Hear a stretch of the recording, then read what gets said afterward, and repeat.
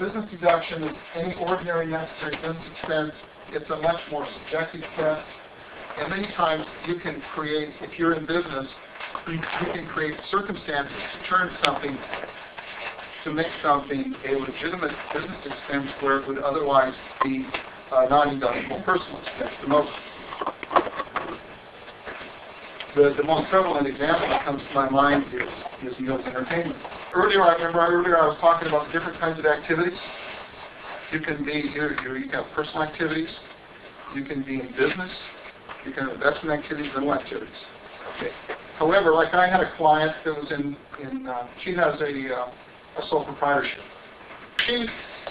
When she filed her tax, she got her tax return, she owed some money, $4,000, $5,000, $6,000 or something.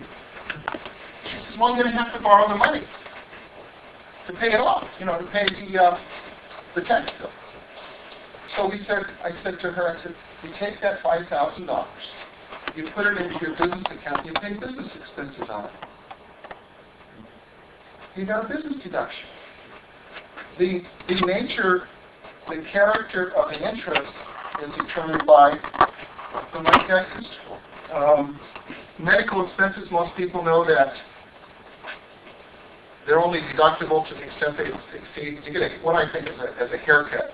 You have $10,000 of medical expenses, and you can only deduct what's over 7.5% of your just gross income. Your just gross income is the bottom number of the first page of the tax return. If you have $7,500, or excuse me, $100,000 of adjusted gross income, the 7.5% is $7,500. If you have $10,000 of medical expense, you only get deducted $2,500. You lose $7,500. Now, if you're in business and you have employees, you can pay the employee's health insurance. I mean, let's say this was health insurance. You can have a medical reimbursement plan for your employees, or for either a corporation or for your sole proprietorship.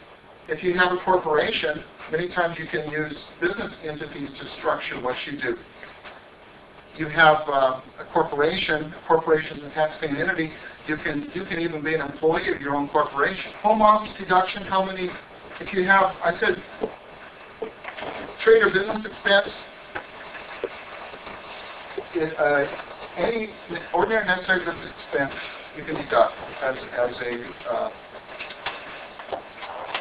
sole proprietor, or even in business. But if you have an area of your home that you use for business activities, you have to use it regularly and exclusively for business. It doesn't necessarily have to be a room. It has to be an area in your home. And then you figure the home office deduction as generally it's the percentage square foot that you use for business.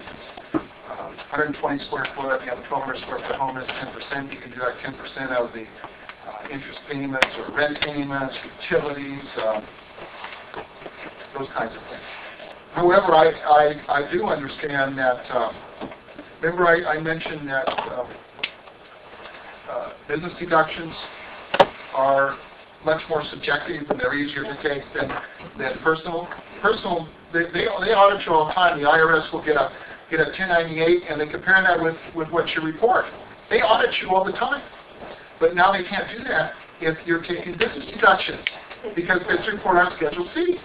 They can't audit those things. So they realize that this is an area that's kind of subject to abuse. So I suspect, I've heard, I can't tell you whether it's true or not, maybe Skip knows that filing a tax return with a sole proprietorship that becomes Schedule C with a loss, with no income, is maybe going to be more subject to audit. And the next one was travel expense, meals, entertainment. Again, you're looking at if a meal or entertainment or travel expense is related to a business, you can deduct it. Okay, but Congress several years ago, it dawned on them that travel and meals are subject to maybe abuse. So Congress wrote laws. It's in the law that says you have to have certain specific deductions, otherwise they can just kick it out. And we were talking about documentation. you know the rules, how they affect you, and if you're in business and you're going to lunch and so forth with people, or you're traveling, you know what you're supposed to, what the rules are, you know exactly what the guidelines are. Basically, documenting things, you have to keep track of the amount, date, and place. If you charge it, use a charge card. You got those things right now.